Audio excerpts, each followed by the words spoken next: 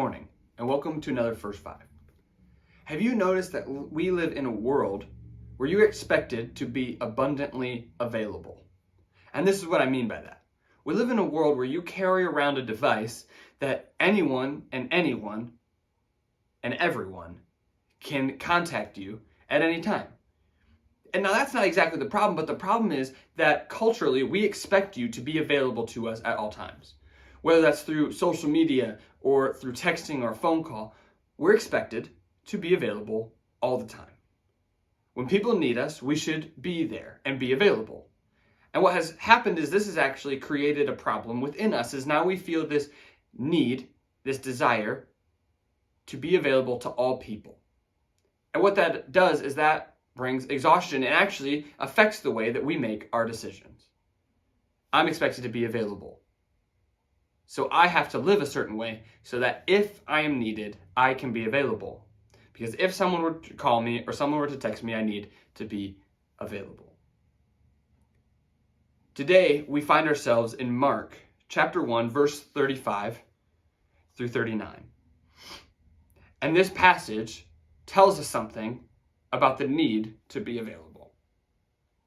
So starting in verse 35, it says this: "Very early in the morning, while it was still dark, Jesus got up, left the house, and went off to a solitary place where he prayed.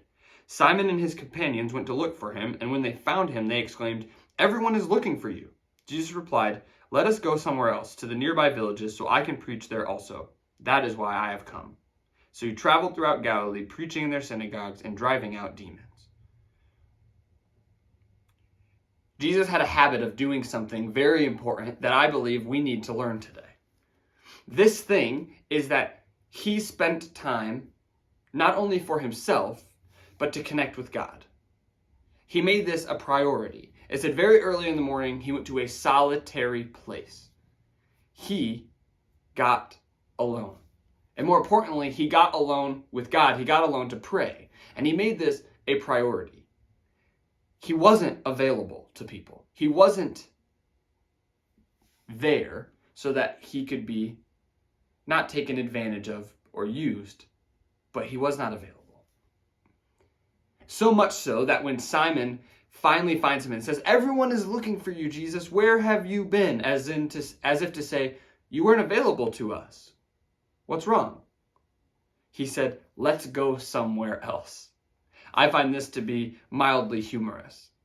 Because rather than going to the people that have been calling for him and looking for him, he says, "Let's go somewhere else, to a nearby village, and preach there instead."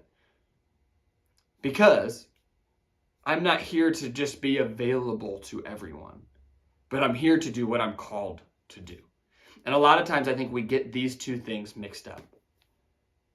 I need to be available, but I also need to do what I'm called to do, and that should trump it. So maybe that means you need to start a new habit of putting your phone away for some time so that you can connect with God. Maybe that means you need to plan some time to take care of you.